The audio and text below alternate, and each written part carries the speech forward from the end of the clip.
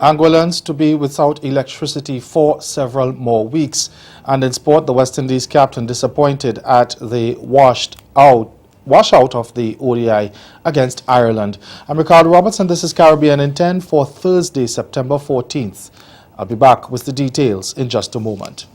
Helena Legend is a DJ producer from the UK with dual nationality for Australia, who tours the world and is now living in Los Angeles. Tomorrowland is obviously a huge dream for most DJs. So when I was booked for Tomorrowland, I think I was screaming for about half an hour. It was definitely one of my goals that I kicked. Flying there and playing there was an amazing experience. We have several things at stake here. One is, of course, the question of budgets. Every disaster management office would attempt to have some kind of public information and education program. Now that is against their operations program and other programs. So that is part of the problem. There's only so much money that you could put into public information and education. That's one piece.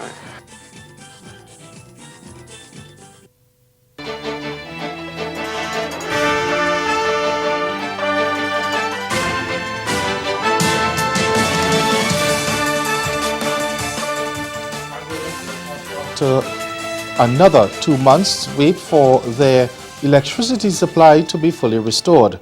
Infrastructure Minister Curtis Richardson tells CMC News that almost the entire electricity distribution system was destroyed when Category 5 Hurricane Irma pounded the island last week. The only thing that is intact is the plant itself. We've lost a lot of the housing, but the generators are still functional. Thank God for that.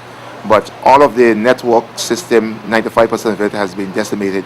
We have to rebuild all of the poles, all of the lines throughout the entire island. Minister Richardson says discussions are in train with the Caribbean Electric Utility Services Corporation, CARILEC, to provide assistance restoring power. We have some communication with them as to what is the best possible way to restore electricity throughout the entire island within possibly 1 or 2 months. So we are putting together a comprehensive plan, and they intend to assist us with going forward with executing that plan to restore electricity in Anguilla. But we do have a lot of work and a long way to go. St. Vincent and the Grenadines has offered to accommodate students from the hurricane-devastated British Virgin Islands, where schools are not expected to reopen anytime soon. After Hurricane Ivan devastated Grenada in 2004, the St. Vincent government offered classroom spaces to Grenadian students who were preparing to write primary and secondary school exit examinations, as well as those pursuing advanced level qualifications. Minister of Economic Planning Camilo Gonzalez told CMC News the government has made a similar offer to support the BVI, but he said they did not yet have a sense of how many students they would be able to accept.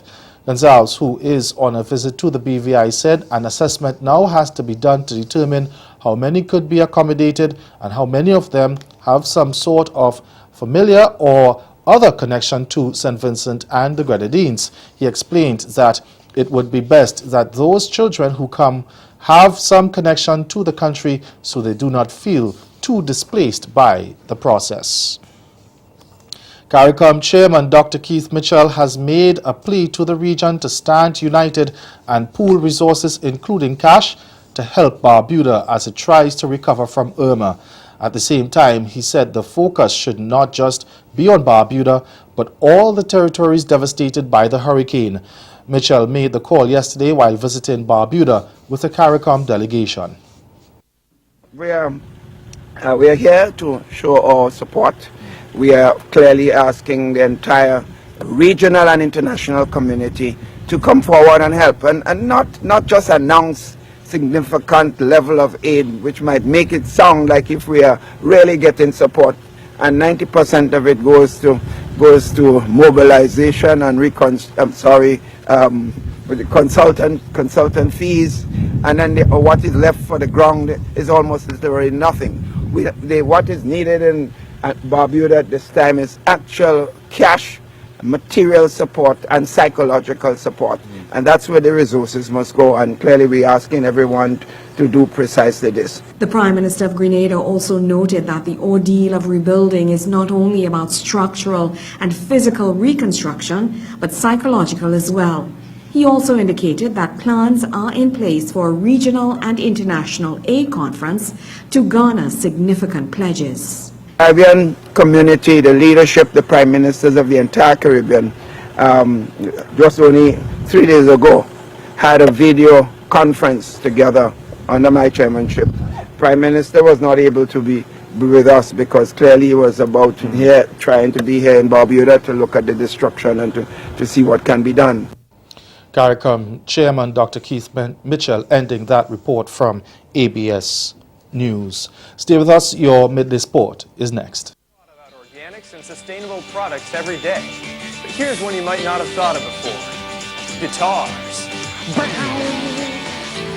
Let's go see how they make them. Welcome to Taylor Guitars in El Cajon, California. Acoustic and electric guitars line the walls in every color of the rainbow. But underneath it all, they're all green. We're talking green as in eco-friendly. My name is That Val. I'm based out of Miami, and my music is pop. That's my genre. And my performances are really all about dancing. My music is about uplifting, just being happy, you know. I love it. Do you write your own lyrics as well? I do write my own music. Love it. Yes, I do my own music. So how is it in the industry, writing your own music and performing? It's really hard. I got to choreograph my own routines. I have to write my own music. I'm like all-in-one performer, choreographer, writer, singer.